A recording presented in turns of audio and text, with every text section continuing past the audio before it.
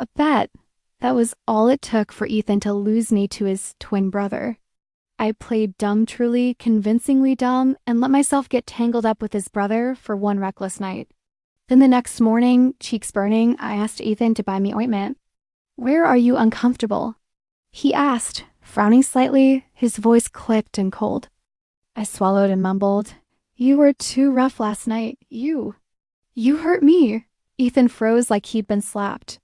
I stepped closer anyway, slid my arms around him, and pressed in with a deliberately sweet little pout. "But you were so different last night," I whispered, syrupy and pleased, "and I loved it. When I'm done, I lose. Tonight, Claire's yours." Ethan loosened his tie and leaned back, lazy and loose-limbed, sinking into the leather sofa like he owned the room. Across from him sat Lucas, half his face swallowed by shadow, the other half lit by the dim amber glow of the private lounge. He didn't drink. He barely moved. His voice came low and even. "You're letting her go that easily?" Ethan laughed, all swagger. "It's not every day I see my brother actually look at a woman twice." He tipped his glass in Lucas's direction like he was offering a toast. "If you like her, I'm happy to be generous." Lucas didn't respond. Ethan's smile sharpened. "I mean, she's been with me a year. If you're worried about that, if you're picky." Lucas stood abruptly, grabbed his coat off the chair with one smooth motion. "No need, I'll take her." For a brief second, Ethan looked like he'd swallowed the wrong thing. Then the grin snapped back into place, bright, hairless. "Fine. Have fun tonight, big brother." Lucas adjusted his glasses with a flick of his fingers, gave a minimal nod, and strode out of the room. The second he left, the place came alive again. "Ethan, seriously? You meant that?" "Dude, you chased her for 3 months," someone said, incredulous. "You were practically a saint about it. And now, not even a year later, you're bored?" Ethan lifted his drink. "Hey, bet's a bet." "And anyway," he added, as if it were nothing, "she's just a woman." Someone snorted. "I thought Claire was different to you." Ethan took a slow sip, looking amused. "At first she was. She acted all above it hard to get." He shrugged. "Now she's not any different from the rest. She's obedient as hell around me." A guy across the table laughed. "So what, next time you can lend her to me for a night?" Ethan's face dropped. His glass hit the floor with a hard crack. The guy's smile died on his lips. Another voice cut in, wary now. "But what if Lucas actually touches her? What then?" "He won't," Ethan said flatly. "My brother doesn't do women. He's got a freakish thing about cleanliness. He wouldn't even share a bottle with someone." Someone else leaned forward, thrilled by the drama. "Maybe, but last time Claire wore that short dress, Lucas looked at her legs more than once." Ethan gave a cold, humorless laugh. "He just hates women who try too hard." "That's all?" "Bet on it," somebody egged. "Come on, Ethan, bet."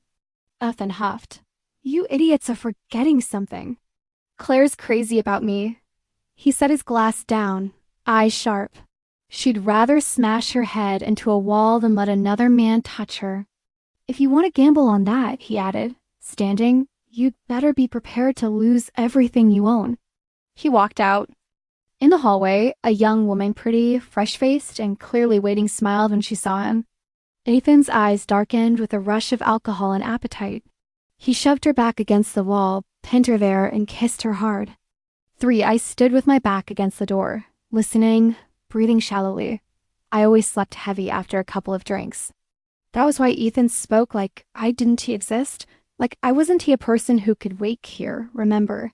It was bad luck, really. Or maybe good luck. Because this time I jolted awake from a nightmare, heart racing, and wandered toward the door at the exact moment their voices turned ugly. And in that one instant, the fairy tale snapped clean in half. I didn't push the door open. I didn't storm in and scream. Because if Ethan could so casually gamble me away to another man, then in his mind I was less than nothing. And if I made a scene, if I embarrassed him in front of his friends, people like them didn't have to lift a finger to ruin a girl like me. All they had to do was decide they were annoyed. I went back to the bed, numb, and lay down again. The blanket didn't help. I was shaking anyway, cold all the way through. Then the door opened. Footsteps crossed the room and stopped beside the bed. And the scent that followed wasn't Ethan's. It was cool pine clean, restrained, unfamiliar. My fingers curled into the sheets. I kept my eyes closed. The covers lifted gently. Arms slid under me and I was picked up as if I weighed nothing. "Claire," a man's voice said, lower than Ethan's, and God, it went straight under my skin. "Sleep at home." I played the part. I opened my eyes, draped my arms around his neck, and let my voice go soft and drowsy. "Ethan, you finally came." His body tightened just slightly, but enough for me to feel it. When he spoke again, his voice was deeper, more controlled. "Have you been waiting long?" My head hurts." "We'll get you something warm when we're back." He carried me out into the hallway. His arms were solid, steady. His steps didn't sway at all. I buried my face in his chest and breathed in that pine-clean scent like it was a drug. "You smell good tonight, do I?" "Yeah," I murmured, smiling to myself. "Better than your usual cologne. Do you like it?" "I like it." He stopped for a fraction of a second. The corridor lights were dim. The place was quite empty. Then he lowered his head and kissed the corner of my mouth, so light it could have been an accident. "Good," he said, voice barely above a whisper. "Then it's fine." 2 days earlier, I'd met Lucas for the first time.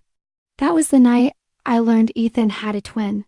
Lucas was the one everyone talked about in vague, reverent terms, the one who spent most of his time overseas, the one Ethan never mentioned unless someone forced the subject. Ethan seemed to fear him, or resent him. Maybe both. All evening, Lucas barely looked at me. He said exactly one sentence, polite and distant, as if reading it from a script. "Miss Claire," he said.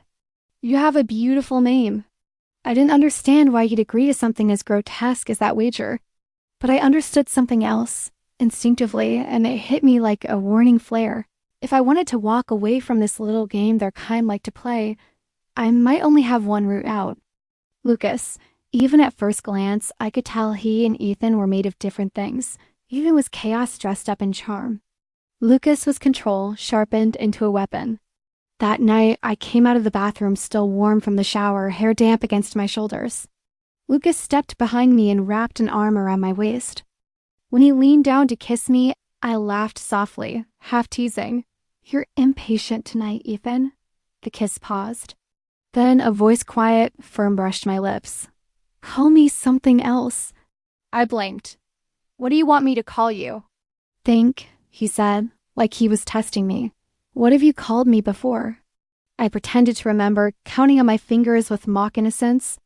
"Your name, Mr. Ethan." And, "All right, I've called you husband once or twice."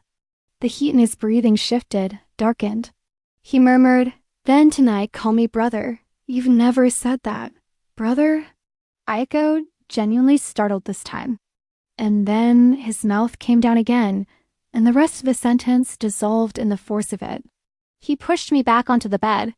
The room was lit only by the soft glow of a sleep lamp. I reached up and traced the line of his brow, the bridge of his nose. He turned his face slightly, letting me touch him, as if he didn't want to flinch or give anything away. My fingers slid down. His robe loosened and fell open, discarded at the edge of the mattress, tangled with the hem of my pale slip. His hand strong sure locked on my waist. "Claire," he said, and hearing my name in his voice made my pulse stutter. "Yeah," I breathed. Then he moved abruptly, decisively, and my breath broke on a sound I couldn't swallow back. Tears sprang up, more from shock than pain. Before they could fall, he kissed them away, mouth hot against my skin. "Say it again," he demanded, low and rough. Ha! The pressure increased, overwhelming. My voice splintered. He lifted his head just enough to look down at me. "You forgot already?" His gaze pinned me, unblinking. "Brother," I whispered, shaking. My fingers dug into the hard muscle of his forearm. Something in him snapped loose, like he'd been waiting for that word to unlock him. He made me say it again and again. "Brother, Brother. I knew it wasn't Ethan. I knew exactly what I was doing. And I didn't stop. Because I was already thinking past the morning. Past the fallout. Past the way Ethan's world could crush mine with a single bored flick of his hand. 5, when I opened my eyes, daylight was already flooding the room. My body ached, every inch of me tender and sore, like I'd been wrung out and tossed aside. I was alone. Lucas was gone. I forced myself up, bare feet cold against the floor, and walked to the window. The curtain slid back automatically. Down in the garden, I saw Ethan. My vision tightened. My fingers curled into fists at my sides without me meaning to. Then I inhaled, slowly, and pushed everything down. Emotion was a luxury I couldn't afford. I showered, dressed, and chose an off-the-shoulder dress that didn't hide anything, the marks along my neck, the bruised shadows near my collarbone. Let him see. Let him think what he deserved to think. When Ethan came in, I was halfway down the staircase, moving carefully, as if each step took effort. He stopped short. "What's wrong with you?" I pressed my lips together and glanced at the staff nearby, the house manager, the woman dusting the hallway table. I said nothing until I reached the bottom. Then I stepped closer to Ethan and tugged lightly on his sleeve like I used to, like I still believed in him. Could you buy me some ointment?" His brows drew together. "Ointment? For what?" I bit my lip, cheeks flaming. "You were too rough last night. I didn't even realize until I showered this morning." I swallowed, making my voice small. "I'm bleeding." "It hurts." Ethan went still. Then his hand shot out and clamped on my shoulders. "What did you say?" I blinked up at him, wide-eyed and trembling, playing the part perfectly. "I mean, last night you went too hard." "I thought I was going to die," I whispered dramatically, as if it were a lover's complaint. Then I stepped into him and wrapped my arms around his waist. I tilted my face up, flushed and sweet and stupid. "But you were different last night," I said breathlessly.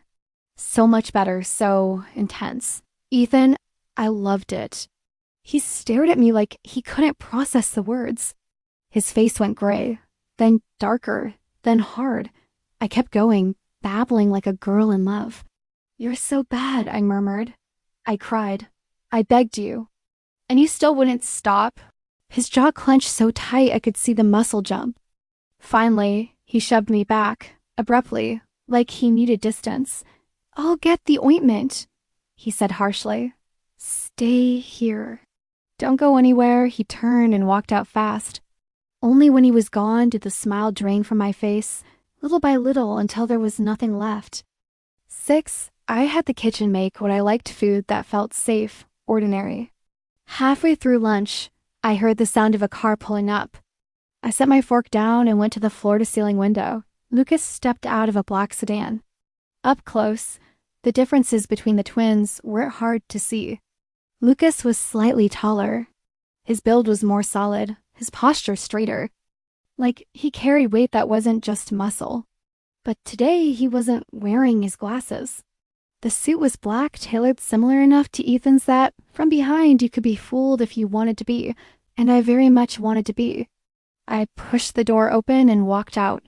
The second Lucas looked up, I let a shy, sugary smile bloom across my face. I even made my steps a little unsteady, like I was still sore. "Ethan," I called softly, as if relieved. "Did you get it? Where's my ointment?" Lucas's gaze slid over me. He didn't deny it. Not immediately. I looped my arm through his and started patting his pockets like a playful girlfriend. "Where'd you hide it?" I teased. When my hand reached his slacks pocket, his fingers closed over my wrist firm, stopping me. "What ointment?" he asked, voice rougher than before, as if the words scraped his throat. I stumped my foot pouty. "Don't pretend. I told you I'm hurt." "You did it." Lucas didn't answer. But I saw his throat work, the slow roll of his swallow beneath the neatly buttoned collar. His brows tightened, a faint crease of irritation or restraint. Then he tugged his tie looser like he needed air and looked down at me. "I just remembered," he said evenly. "A doctor needs to see the injury first. Otherwise, we don't know what to prescribe." "Ethan!"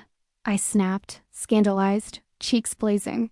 His gaze dragged, unhurried, over the bruised marks on my neck, the shadows at my collarbone.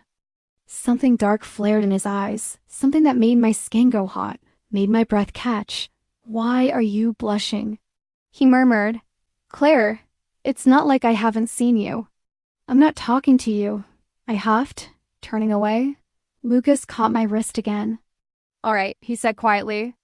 "Stop. I'm not teasing you." He pulled me back, close, until my back pressed against his chest, the fit exact and unavoidable. His breath brushed my ear, hot and close. For a split second, I thought he was going to kiss me. I closed my eyes on instinct. And then a car engine roared into the driveway. I snapped my head around with Lucas. A black car skidded to a stop. Before it had even settled, the door flung open. Ethan got out. He stood there, rigid, staring at Lucas's arms wrapped around me. His face was expressionless, too still. Like frost. 7, my eyes widened, and I turned, panicked, toward Lucas, like I'd just realized something terrible. Ethan walked toward us, slow and measured, carrying a small pharmacy bag in one hand. A smile sat on his mouth, but it didn't reach his eyes. "Hey," he said lightly. "Big brother. Claire, what's going on?" "Be big brother?" I gasped and shoved Lucas away as if burned. "Ethan, I messed up," I stammered, voice cracking. "He wasn't wearing his glasses. I thought he was you." By the end, my throat was tight with tears. My eyes were red. My hand shook. Ethan yanked me behind him with a rough jerk. "Claire," he hissed, "are you out of your mind? You can't even recognize your own boyfriend?" "I'm sorry," I whispered, wiping at my face. Then I looked at Lucas, terrified and apologetic. "I didn't mean it. I really thought he was you." Lucas glanced at me once. "It's not her fault," he said calmly. "Twins get mistaken all the time." Then he looked at Ethan. His voice stayed mild, but the threat underneath it was unmistakable. "You shouldn't have yelled at her," Ethan forced a careless grin. "She's the one who's dumb." "You've been sleeping next to me for a year," he added, voice sharp now. "And you can't tell the difference?" Lucas's reply was simple. "She's met me once. It makes sense." Evan lifted his brows. "Fine, I'll apologize." Lucas didn't respond. He turned and walked away. Ethan stood there a few seconds, then faced me again. He lifted the pharmacy bag and shook it slightly, as if reminding me he'd brought the thing I asked for. "Upstairs," he said. "Back to the bedroom." "Let me see where you're hurt," he added, eyes flat. "I'll put this on you myself." 8, my fingernails dug into my palm. If I'd guessed right, Ethan had spent last night with someone else. And now he wanted to touch me. A wave of nausea rolled through my stomach, so fast I nearly gagged. I swallowed it down. I followed him upstairs. He washed his hands in the bathroom, slow and deliberate, then came out and looked at me from above, his gaze cold enough to cut. "Take it off," he said. "Lie down, now." I flinched and forced my face into hurt confusion. "Ethan," I whispered, "why are you being so mean to me today?" In the past year, whether it had been real affection or calculated deception, he'd been gentle with me. This was the first time he'd spoken like this, like I was something he could order around. "Are you still mad?" I asked carefully. "Because I mistook your brother for you?" "No." He cut me off. "You're overthinking." Then his voice softened almost perfectly, like he'd flipped a switch. "I'm just worried about you," he said. "Are you still bleeding? Let me see." I should have felt relief. Instead, fear crawled up my spine. Because I hadn't accepted Ethan's pursuit out of love. I'd accepted it because I was afraid. Someone had told me a story deliberately, pointedly. Ethan had once dated a dancer. Proud, untouchable. He'd pursued her relentlessly until she believed she was the one who changed him. After they got together, she got comfortable. She got demanding. Less than 6 months later, Ethan got bored. He found someone new. The dancer found out, and she snapped. She made a scene. She damaged his car in a parking garage and embarrassed him in front of his friends. Ethan hadn't said a word. But a few days later, people started whispering that she'd suffered an accident during rehearsal. A fall. She lived, but her spine didn't. The rest of her life was gone. The person who told me the story had advised me with a sympathetic look. "Claire, be careful," they said. "Don't push him too far. I heard he had someone look into your family." Ethan was the kind of man you couldn't fight, not if you wanted to keep breathing. So I'd said yes. And once I did, I'd been careful, always careful. Soft-spoken, agreeable, grateful. For a whole year, he treated me well enough that sometimes, stupidly, I'd let myself dream. And now I was a chip on a table. My thoughts tangled into a knot.